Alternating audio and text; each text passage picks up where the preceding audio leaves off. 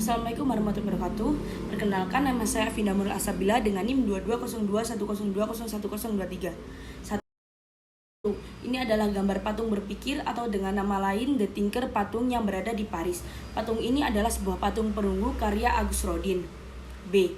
Karena patung The Thinker ini merupakan simbol filsafat ilmu pengetahuan. Patung ini menggambarkan sosok laki-laki telanjang yang duduk di atas batu dengan dagunya bertumpu pada salah satu tangannya, yang seolah-olah tenggelam dalam pikiran.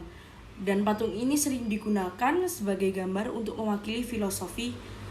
The Thinker aslinya adalah seorang yang tubuhnya disiksa dengan jiwa yang nyaris terkutuk, tetapi ia sekaligus juga adalah seseorang yang memiliki pikiran bebas yang sedang larut dalam pemikiran yang ada untuk melampaui penderitaannya melalui syair yang diciptakannya.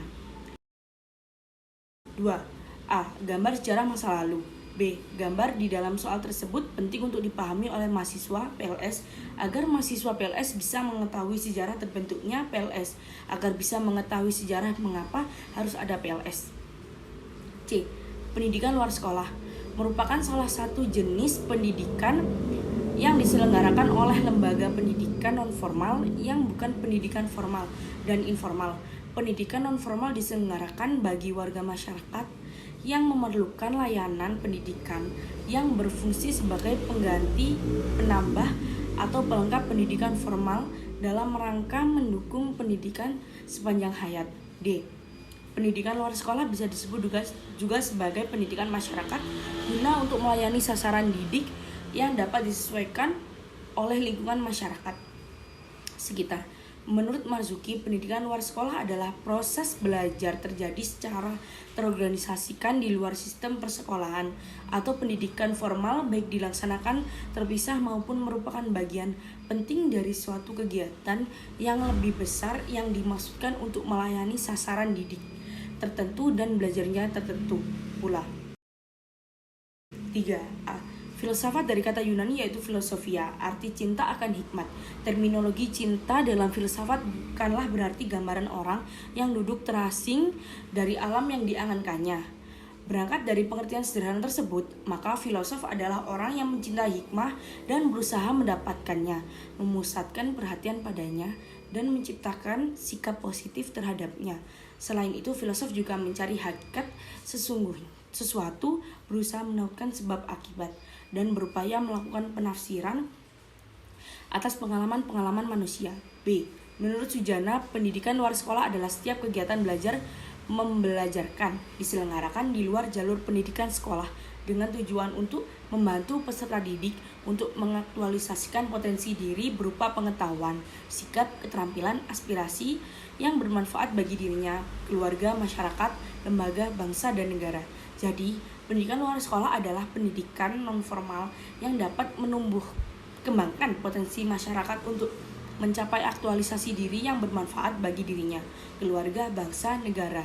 Berbicara tentang hubungan filsafat dengan kegiatan pendidikan luar sekolah di masyarakat, kita bisa melihatnya dari falsafah bangsa Indonesia dan landasan pendidikan nasional yaitu Pancasila dan Undang-Undang Dasar 1945.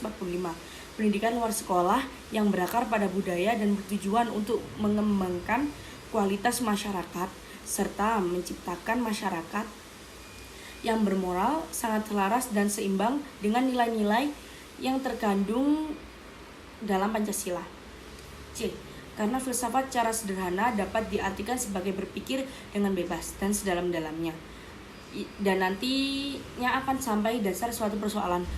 Sementara itu, Cornelis Benjamin mendefinisikan filsafat ilmu sebagai disiplin filsafat yang kritis dan sistematis mengenai dasar-dasar ilmu pengetahuan, khususnya yang berkaitan dengan metode-metode, konsep-konsep, praduga, serta posisinya dalam kerangka umum keilmuan. Dan dalam filsafat PLS kita diajarkan untuk berpikir kritis, dan tentunya dalam pendidikan juga kita diajarkan untuk berpikir berfilsafat. 4. Hal-hal yang mempengaruhi dari pendidikan luar sekolah yaitu pemberantasan buta aksara, keterbatasan sistem sekolah, kebutuhan pendidikan potensi sumber belajar, keterlantaran pendidikan. 5. Adapun beberapa alasan timbulnya pendidikan luar sekolah menurut Sulaiman Yusuf ada 5, yaitu kesejahteraan, kebutuhan pendidikan, keterbatasan sistem persekolahan, potensi sumber belajar, dan keterantaran pendidikan luar sekolah. 6. Aspek pelestarian budaya. Pendidikan yang berasal dari keluarga yaitu meliputi perkataan, perbuatan, pola pengajaran yang mendidik, mengasuh, membimbing, dan memberikan penghargaan maupun hukuman berasal dari individu yang berperan dalam mencetak generasi yang lebih baik. Orang tualah yang menjadi peran penting yang berfungsi mewariskan kebudayaannya yang dilakukan secara turun-temurun demi tujuan untuk menjaga generasinya dari berbagai sikap yang tidak seharusnya. Aspek teoritis. Mengingat tentang aspek teoritis, pendapat Philip Hawkins yang menyatakan PLS berperan penting dalam kehidupan dengan aturan bahwa setiap komponen pendidikan seperti pendidikan formal, informal, dan non-formal berjalan seiringan untuk memberikan pengajaran hingga untuk orang yang tidak mampu sekalipun. Aspek dasar pijakan.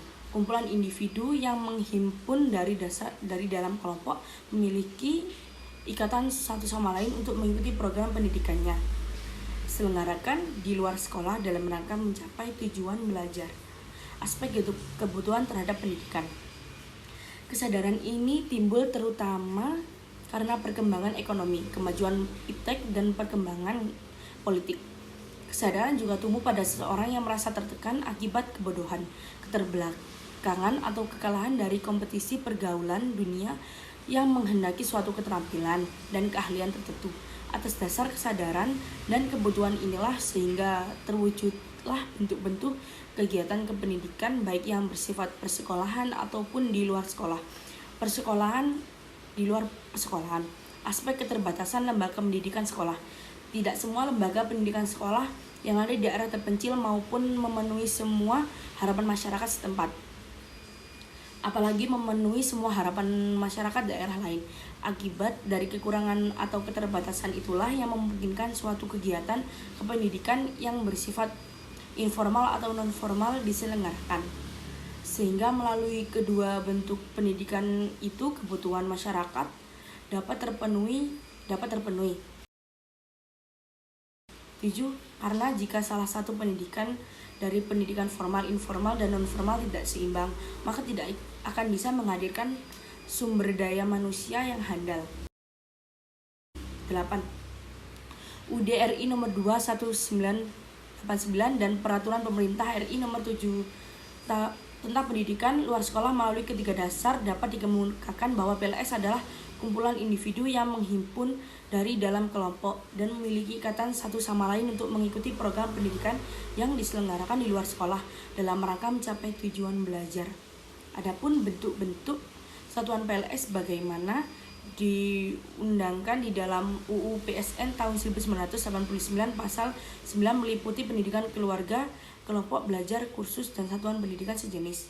Aspek kebutuhan terhadap pendidikan, kesadaran timbul terutama karena perkembangan ekonomi, kemajuan iptek, dan perkembangan politik. Kesadaran juga tumbuh pada seseorang yang merasa tertekan akibat kebodohan, keterbelakangan, atau kekalahan dari kompetisi pergaulan yang menghendaki suatu keterampilan dan keahlian tertentu. Atas dasar kesadaran dan kebutuhan inilah sehingga terwujudlah bentuk-bentuk kegiatan kependidikan baik bersifat persekolahan ataupun di luar persekolahan. Keterbatasan lembaga pendidikan sekolah yang jumlahnya semakin banyak bersifat formal atau resmi dibatasi oleh ruang dan waktu serta kurikulum yang baku dan kaku serta berbagai keterbatasan lainnya sehingga tidak semua lembaga pendidikan sekolah yang ada di daerah terpencil pun mampu memenuhi semua harapan masyarakat setempat, apalagi memenuhi semua harapan masyarakat daerah lain. Akibat dari kekurangan atau keterbatasan itulah yang memungkinkan suatu kegiatan kependidikan yang bersifat informal atau non-formal diselenggarakan sehingga melalui kedua bentuk pendidikan itu kebutuhan masyarakat dapat terpenuhi. 9. Pendidikan kesetaraan. Tujuan utama program pendidikan kesetaraan adalah untuk mendukung penuntasan program wajib belajar pendidikan dasar 9 tahun melalui paket setara SD atau MI dan paket B setara SMP atau MTS. Program paket C setara SMA atau MA. Selain itu, meningkatkan perluasan akses pendidikan menengah. Juga dimaksudkan untuk memberikan bekal kompetensi tertentu yang dapat dijadikan bekal untuk berwirausaha ataupun bekerja, dan juga untuk membantu masyarakat untuk mendapatkan pekerjaan yang lebih tinggi gajinya. Terima kasih.